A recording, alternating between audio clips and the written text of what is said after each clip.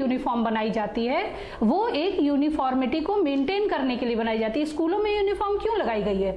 इसलिए लगाई गई है कि वहां पर ऊंचा नीचा, अमीर गरीब, ये धर्म वो धर्म, इन सबसे अलग हटके बच्चों में एक विकास की भावना, आगे बढ़ने का उत्साह प्रोत्साहित करते हैं हम उन्हें कि तुम धार्मिक शिक्षा देना हो तो हर धर्म के स्कूल हैं, हम वहां भेजेंगे। हम किसी भी धर्म को प्रमोट करने के लिए नहीं, हम वहां पे किसी भी धर्म की मूर्ति और ये सब नहीं लगाते। हम बच्चों को समभाव सिखाते हैं कि आप अपने बगल वाले एक इंसान को कैसे आगे बढ़ाओगे, उसको कैसे सहयोग करोगे, खुद को कैसे आगे बढ़ाओगे, अपने परिवार को कैसे उन्नत करोगे, अपने समाज और देश को कैसे उन्नत करोगे।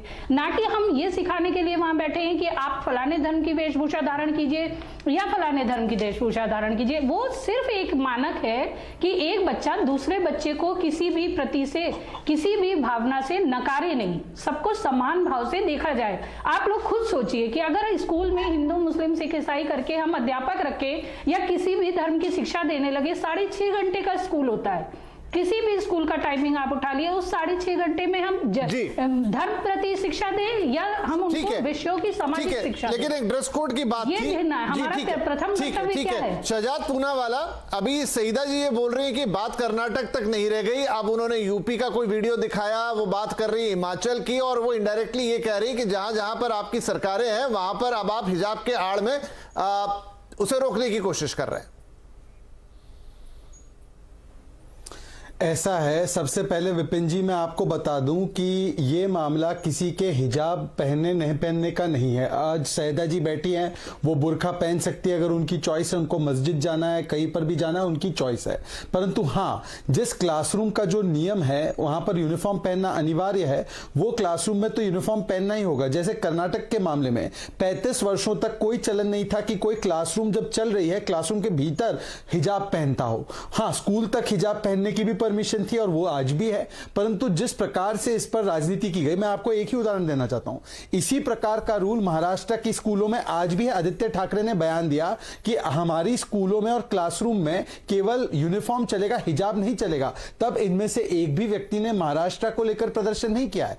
केरल ने पुलिस स्टूडेंट कैडेट के लिए हिजाब को बैन किया है, केरल की सरकार ने। केरल मुस्लिम एजुकेशन सोसाइटी ने 150 संस्थानों में हिजाब को मना किया है, तब इन्होंने कोई प्रदर्शन नहीं किया। इसका मतलब इनको हिजाब से कोई लेना देना नहीं है, इनको हिजाब के मामले को इस्तेमाल करके हिजाब बहाना है, वोट पाना है, इसलिए वोट बैंक को भड़काना है और उत्तर प्रदेश पे निशाना है। मैं आपको दो और उदाहरण देता हूं। सुप्रीम कोर्ट ने 2015 में कहा है कि हिजाब इस्लाम का एसेंशियल धर्म का हिस्सा नहीं है, यह सुप्रीम कोर्ट ने कहा है, यह आज की तारीख में भी लागू है। केरला के 2018 का ऑर्डर है कि हिजाब एसेंशियल हिस्सा नहीं है इस्लाम का, पर जानबूझकर कांग्रेस पार्टी और बाकी के दल उसको सिखों की पगड़ी के साथ तुलना करते हैं, जो उनके धर्म का एसेंशियल हिस्सा सुप्रीम कोर्ट के द्वारा माना गया है।